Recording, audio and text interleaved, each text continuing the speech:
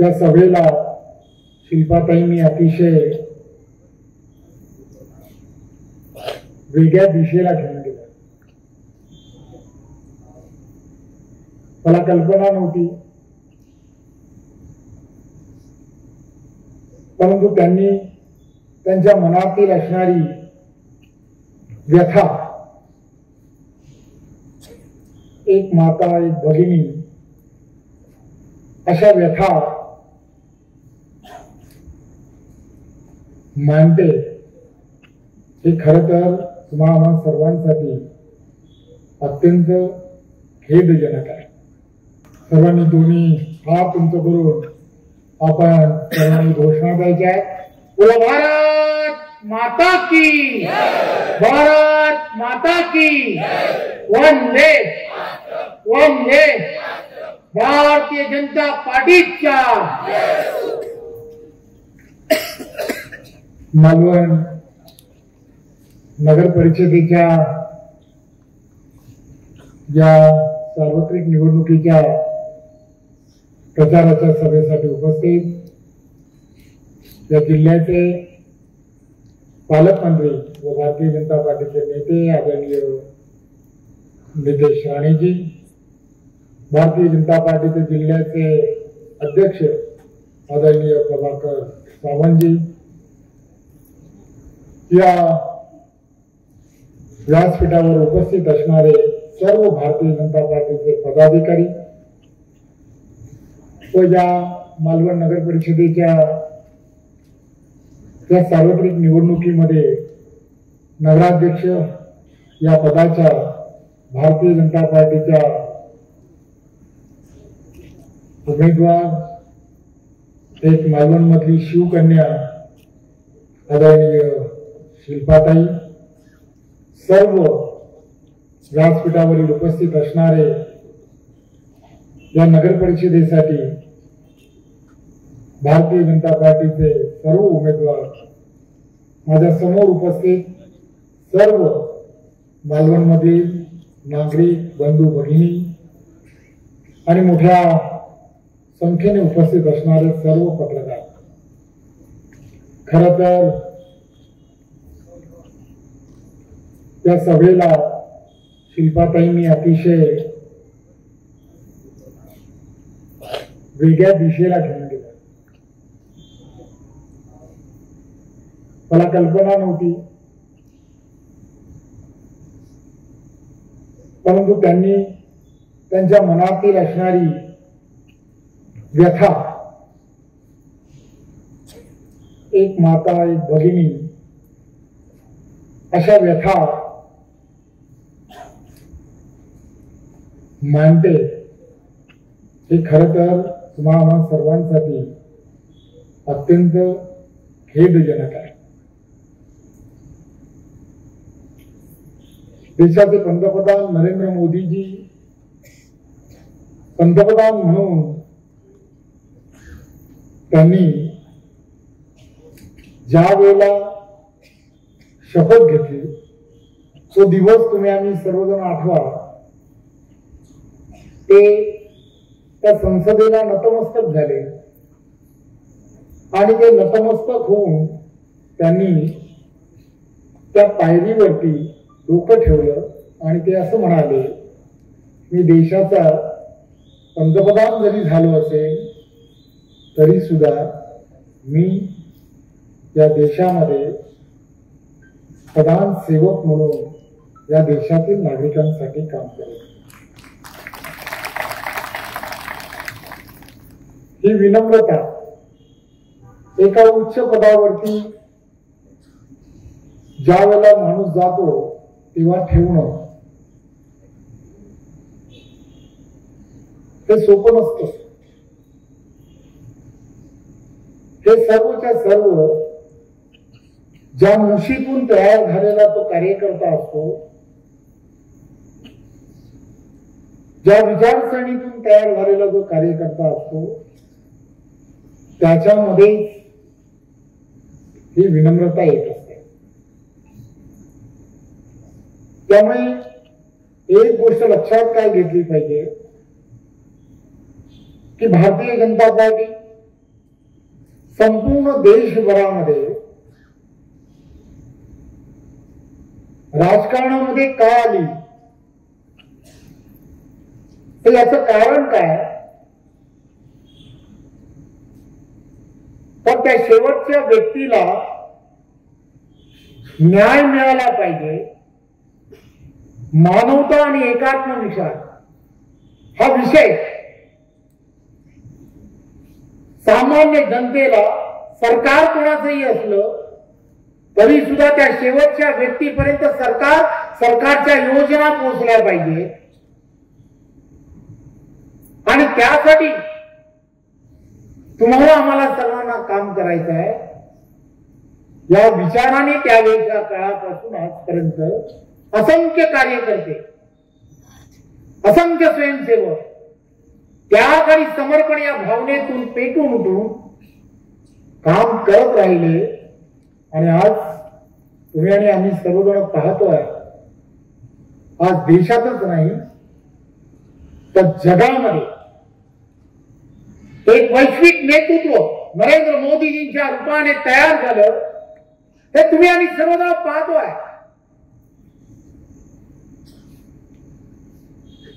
गेली अनेक वर्ष तुम्हाला आम्हाला सर्वांना एक गोष्ट लक्षात घेतली पाहिजे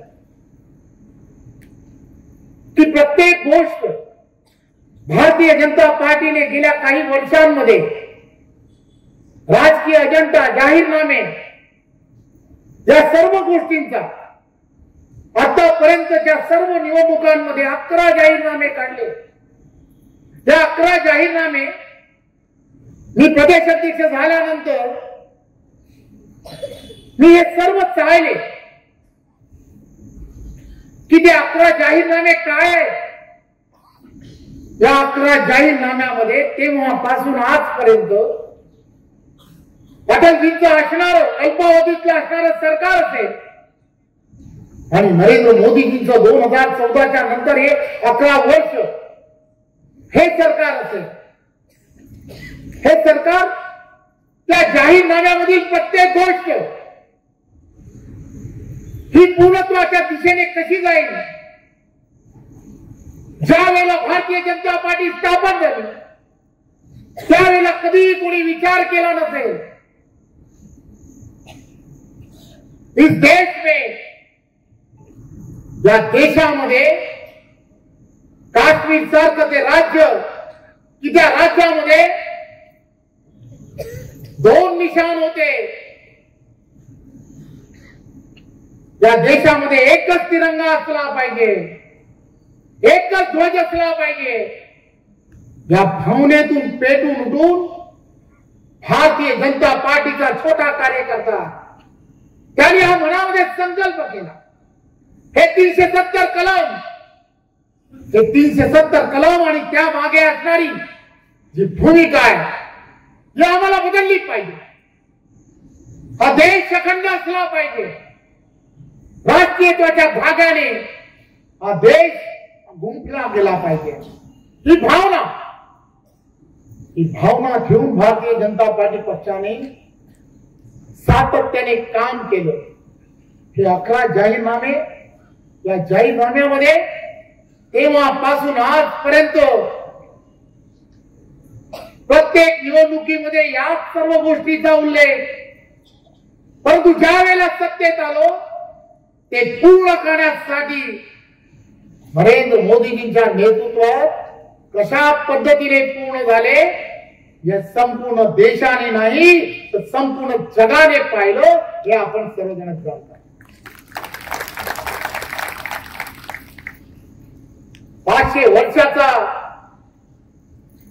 पासून स्वप्न बघणारे तुम्ही आम्ही सर्वजण अयोध्यात राम मंदिर झालं पाहिजे, भव्य असं श्रीरामाचं मंदिर झालं पाहिजे. आज ते पूर्ण झालंय. आज त्यावरती भगवी पताका लहराते शिल्पाताई, त्याचा आनंद आपल्याला वाटला. खंत सुठेवत आला. हे लक्षात घेतलं पाहिजे. त्या जाहीरनाम्यामध्ये त्या सर्व गोष्टी होत्या.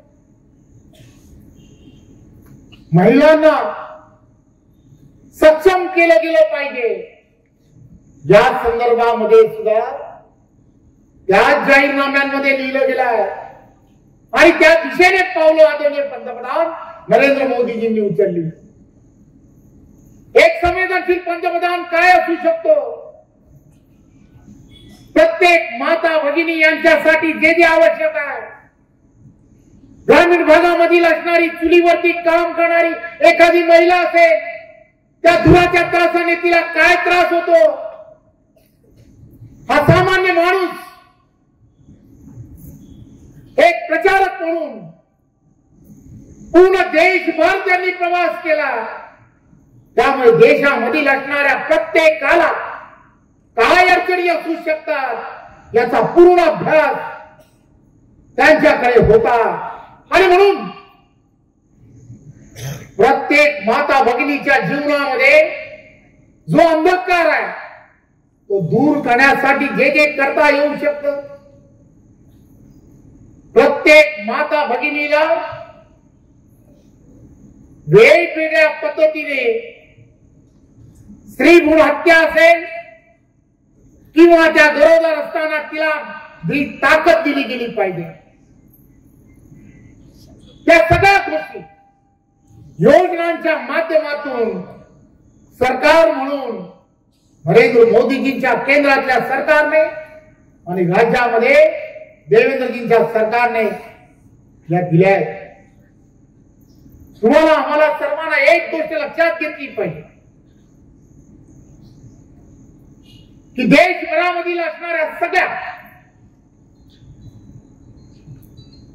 प्रत्येक राज्यामध्ये सबका साथ सबका विकास या माध्यमातून कुठेही राजकारण केलं नाही. छत्रपती शिवाजी महाराजांच्या आशीर्वादाने 2014ला ते पंतप्रधान म्हणून विराजमान झाले. तेव्हापासून आजपर्यंत जाती धर्म या सगळ्या व्यवस्था दूर सारून प्रत्येक या देशातील असणाऱ्या 140 कोटी जनतेला आपण न्यायाच्या भूमिकेतून कसा आधार देऊ शकतो, सरकार मायबाप म्हणून आपल्याला काय या देशातील नागरिकांना देता येतं ते देण्याचं काम देशाचे पंतप्रधान नरेंद्र मोदीजी करतायत. अन्न सुरक्षा योजना असेल तर देशातील कोणी गरीब हा उपाशी झोपू नये यासाठी अन्न सुरक्षा योजनेच्या माध्यमातून 80 कोटी पेक्षा जास्त लोकांना मोफत धान्य. करोनाचा काळ तुम्ही आम्ही सर्वांनी आठवा. या करोनाच्या काळामध्ये मोफत लस देऊन तुम्हा आम्हा सर्वांचे प्राण वाचवण्याचं काम जर कोणी केलं असेल तर ते आदरणीय पंतप्रधान नरेंद्र मोदीजींच्या नेतृत्वात हे विसरता कामा नये. मानवी स्वभाव आहे.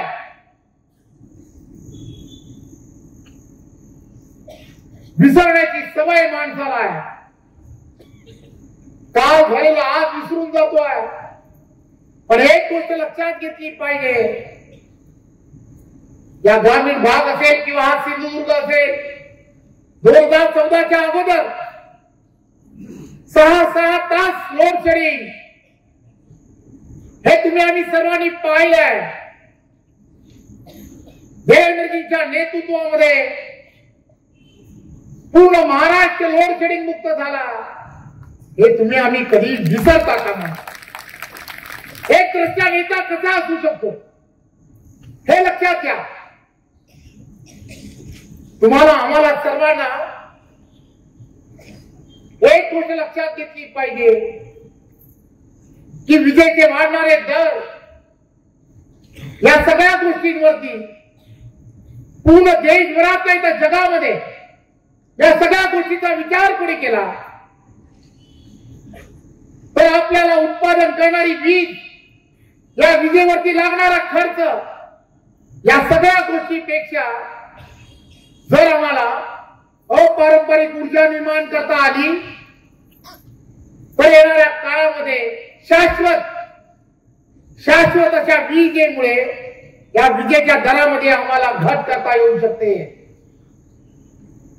आणि अपारंपरिक ऊर्जेचं सर्वात मोठं काम महाराष्ट्रामध्ये देवेंद्रजींच्या नेतृत्वात सुरू झालं आणि तेव्हापासून आजपर्यंत तुम्ही पाहताय शेतकरी असेल किंवा तुम्हा सर्वांना येणाऱ्या काळामध्ये विजेच्या दरामध्ये पहिल्यांदा घट स्वातंत्र्याच्या नंतर पहिल्यांदा झाली।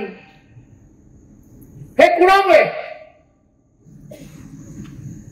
तर हे नेतृत्व आहे नरेंद्र मोदींच्या नेतृत्वामध्ये। एनडीएचं सरकार केंद्रामधलं असेल किंवा राज्यामधलं असणार देवेंद्रजींच्या नेतृत्वातलं सरकार असेल जे महायुतीचं आहे, सातत्याने प्रयत्न करत आहे की महाराष्ट्र प्रत्येक क्षेत्रामध्ये अव्वल झाला पाहिजे आणि मग त्यासाठी काय करता येऊ शकतं? त्या स्थानिक स्वराज्य संस्था ज्या आहेत त्या स्थानिक स्वराज्य संस्थांच्या निवडणुका फार महत्वाची भूमिका करतात। एक विचाराचं असणारं सरकार असणं अत्यंत गरजेचं आहे। केंद्रात नरेंद्र मोदींच्या नेतृत्वातलं एनडीएचं सरकार आहे। इन्फ्रास्ट्रक्चरला लाखो करोडो रुपये हे केंद्राचं सरकार देत आहे। राज्यात आदरणीय देवेंद्रजींच्या नेतृत्वातलं महायुतीचं सरकार आहे। त्यामुळे या सर्व स्थानिक स्वराज्य संस्था ज्या आहेत या सर्व स्थानिक स्वराज्य संस्थांमध्ये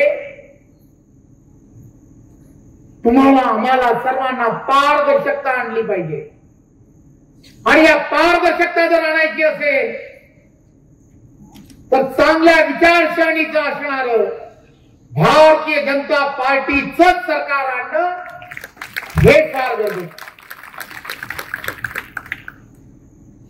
या सर्व विषयाला तुम्ही आम्ही सर्वांनी गांभीर्याने घेतलं पाहिजे। 720 किलोमीटरचा हा असणारा समुद्र किनारा आहे,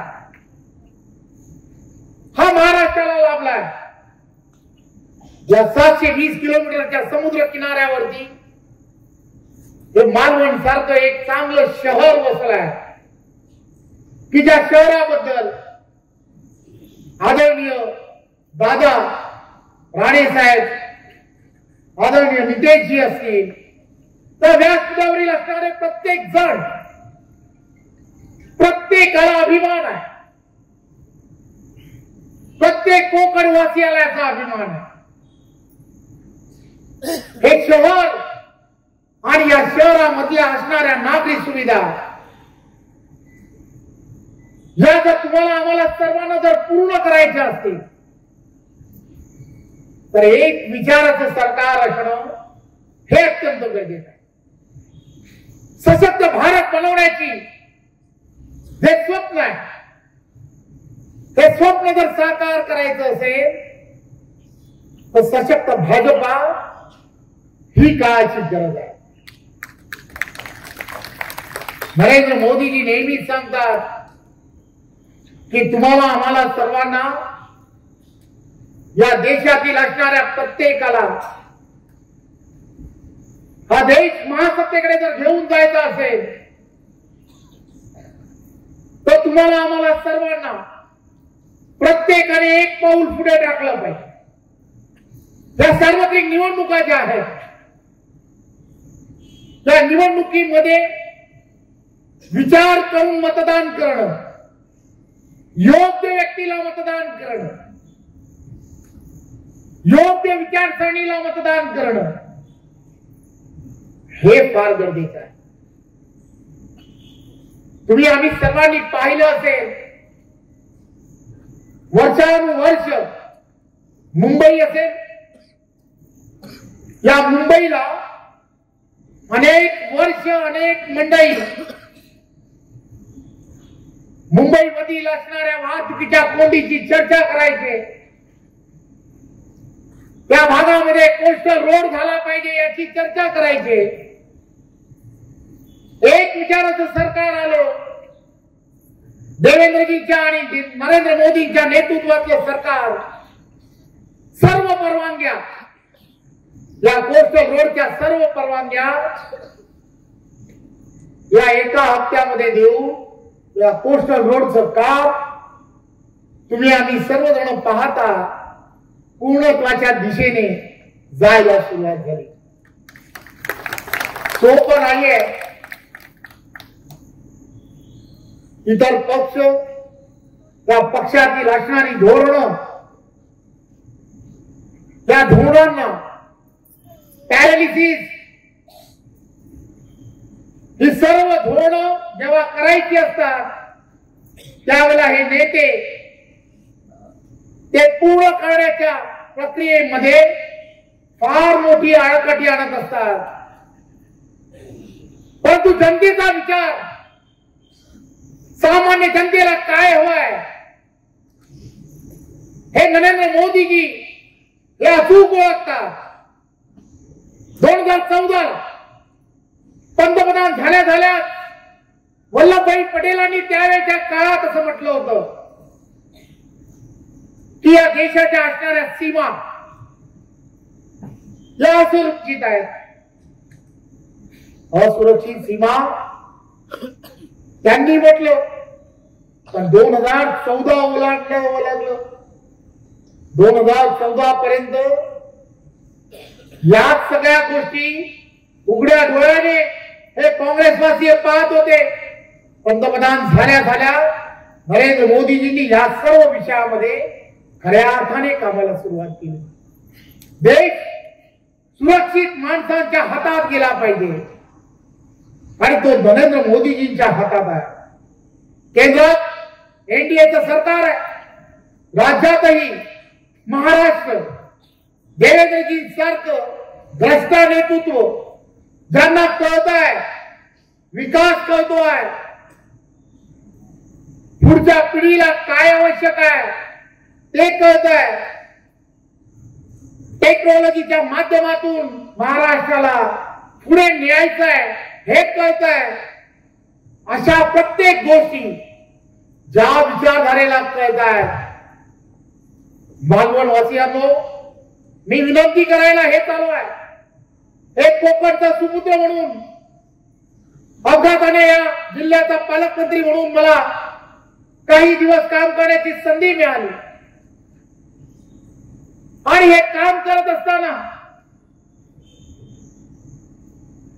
इंडियन इकॉनॉमी पर्यंत हे सगळं गेलं पाहिजे. राणे साहेब नेहमी सांगण्याचा प्रयत्न करतात, जीडीपी वाढला पाहिजे. जीडीपी वाढवायचा असेल तर काय करावं लागेल, पर्यटनासाठी काय करावं, उद्योगधंदे आणण्यासाठी काय करावं, महिलांना सक्षम करण्यासाठी काय करावं, या सर्व गोष्टीचा विचार होण्याच्या दृष्टिकोनातून पालकमंत्री असताना देवेंद्रजी असतील या सर्व प्रमुखांशी चर्चा केली. टाटा कन्सल्टंट या सर्वांशी चर्चा करून या सिंधुदुर्गामधील असणाऱ्या प्रत्येक शहराला आणि इथल्या असणाऱ्या प्रत्येक तालुक्याला कशा पद्धतीने इथल्या असणाऱ्या तरुणाला रोजगाराची संधी कशी मिळावी, या सर्व गोष्टीचा विचार हा देवेंद्रजी करतायत. देवेंद्रजींच्या नेतृत्वात महाराष्ट्रामधला असणारा ते गडचिरोली असेल किंवा इथला असणारा सिंधुदुर्ग जिल्हा असेल, या प्रत्येक जिल्ह्याला आधार द्यायचा असेल, तिथला असणारा प्रत्येक तरुण आणि त्या तरुणांना रोजगाराच्या अनेक संधी जर उपलब्ध करून द्यायच्या असतील तर येणाऱ्या काळामध्ये 2029 पर्यंत एक चांगलं वातावरण संपूर्ण महाराष्ट्रात आहे. त्यामुळे एक विचाराचं असणारं सरकार हे प्रत्येक स्थानिक स्वराज्य संस्थेत असणं गरजेचं आहे. भारतीय जनता पार्टीचे सरकार असणं हे गरजेचं आहे. या महानगरपालिका या नगर परिषदेमध्ये येणाऱ्या काळामध्ये फार विचार करून राजकोटचा किल्ला असेल ज्याचा उल्लेख शिल्पाताईने केला, तो मोर्याचा धोंडा असेल, या सगळ्या गोष्टी त्या छत्रपती शिवाजी महाराजांच्या, आपल्या महाराजांच्या हातून त्यांनी त्याची स्थापना केली. या सर्व गोष्टींना आपल्याला पुढच्या पिढीपर्यंत हा इतिहास न्यायचा आहे. एवढा मोठा सिंधुदुर्ग किल्ला, ज्या मोर्याच्या धोंडा, तिथला असणारा तो गणराया, त्याची पूजा करून त्यानंतरच्या काळातच त्याची निर्मिती झाली. सोपं नव्हतं. समुद्रात हा किल्ला बांधणं सोपं नव्हतं. त्याचा अर्थ लक्षात घ्या. प्रत्येक त्या इतिहासाच्या पाठीमागे काही ना काहीतरी दडलंय. हा मालवण आणि हा आजूबाजूचा असणारा सर्व परिसर, इथला असणारा तरुण हा शहराकडे स्थलांतरित होताना दिसतोय. हे स्थलांतर थांबलं पाहिजे. या स्थलांतर थांबण्यासाठी काय करता येऊ शकतं, याचा पूर्णच्या पूर्ण रोड मॅप हा देवेंद्रजींच्या डोक्यात आहे. त्यांनी तो तयार केलाय. माझे आपणा सर्व सिंधुदुर्गामधील असणाऱ्या प्रत्येक या नगर परिषदा आहेत, या नगर परिषदेतील सर्व नागरिकांना कळकळीची विनंती आहे.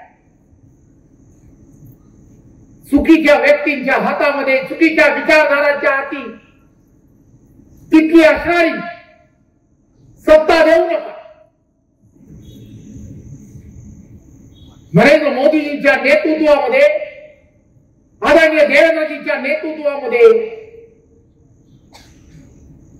तुम्हाला सर्वांना मतदान करायचं आहे. 2 तारखेचं मतदान हे पुढच्या पिढीचं भविष्य ठरवणारं असं मतदान. या मालवणमध्ये अनेक माझे मित्र आहेत. इथला असणारा किनारपट्टीचा भाग असेल, अनेक मित्रांबरोबर अनेक वर्ष या भागांमध्ये मी त्यांचा सवंगडी म्हणून अनेक दिवस इथे व्यतीत केले. मी आज भारतीय जनता पार्टीचा अध्यक्ष म्हणून, एवढ्या मोठ्या पार्टीचा अध्यक्ष झालो आहे. मला नेहमी असं वाटतं की होय, मला जे जे करता येऊ शकतं माझ्या कोकणासाठी करावं लागेल, आणि मी ते केलं. मी सार्वजनिक बांधकाम विभागाचा मंत्री होतो. त्या कोकणाला जेवढं पाहिजे, भरभरून रस्ते असतील, जे जे विषय आहेत ते पूर्ण करण्यासाठी जे जे आवश्यक आहे ते दिलं. पाहिलं नाही कोणत्या पक्षाचा आहे, कोणत्या विचाराचा आहे, प्रत्येकाला भरभरून दिलं. त्याचं कारणच एक होतं की आम्हाला त्या नागरिकांपर्यंत पोहोचायचं होतं, त्यांच्या विकासापर्यंत पोहोचायचं होतं, प्रत्येकाला त्या समृद्ध रस्त्यापर्यंत पोहोचवायचं होतं. अटलजींनी तेच सांगितलंय. विचारधारा तीच आहे, आणि त्या विचारधारेवरती काम करणारे आम्ही सर्वजण पाहिजे आहोत. त्यामुळे तुमचं मतदान 2 तारखेला होणार. त्या प्रभागामध्ये 2 नगरसेवक आणि 1 नगराध्यक्ष. याचा अर्थ प्रत्येकाला 3 मतदान करायचे. कुठेही चुकू नका, विचलित होऊ नका. फक्त ना फक्त कमळाचं बटन, फक्त कमळाचं बटन हे 2 तारखेला होणाऱ्या निवडणुकीमध्ये तुम्ही सर्वांनी घरोघर जाऊन, ही 51% लढाई आहे. त्या बूथवरती 51% जास्त मतदान. हे राष्ट्रीयत्वाला कसं होईल, देशहिताला कसं होईल, याची चिंता तुम्हाला आम्हाला सर्वांना करावी लागेल. आणि ते करा. प्रत्येकाने घरोघर जाऊन तिथले असणाऱ्या प्रत्येक नागरिकाला समजून सांगितलं पाहिजे, मतदाराला समजून सांगा की मतदान पूर्णपणे मानवांच्या हिताच्या दृष्टिकोनातून करा. ही लढाई राजकारणाची नाही आहे. ही लढाई तुम्हाला आम्हाला सर्वांना पुढच्या पिढीचं भविष्य उज्ज्वल करणारी आहे. 5 वर्षातून एकदा ही मिळणारी संधी आहे. या संधीचं सोनं करायचं असेल तर शिल्पाताई असतील, त्यांच्या बरोबर असणारे सर्व भारतीय जनता पार्टीचे जेवढे उमेदवार आहेत, हे सर्वच्या सर्व उमेदवार हे नरेंद्र मोदीजींनी उभे केलेले उमेदवार आहेत. आदरणीय देवेंद्रजींनी उभे केलेले उमेदवार आहेत. मी तुम्हाला खात्री द्यायला इथे आलो आहे की हा सिंधुदुर्ग जिल्हा जो आहे, हा सिंधुदुर्ग जिल्हा येणाऱ्या काळामध्ये विकासाच्या दिशेने घेऊन जाणं ही जबाबदारी ही आदरणीय देवेंद्रजींनी दत्तक म्हणून सिंधुदुर्ग जिल्हा घेण्याचं ठरवलं आहे, हे सांगायला मी सांगतो. आणि खात्रीने सांगतो, आदरणीय राणे साहेबांच्या नेतृत्वात हे केल्याशिवाय भारतीय जनता पार्टीचा कार्यकर्ता स्वस्थ बसणार नाही. पुन्हा एकदा विनंती करतो, 100% भाजपाच्या दिशेने आपण सर्वांनी मतदान करा. धन्यवाद. जय हिंद, जय महाराष्ट्र.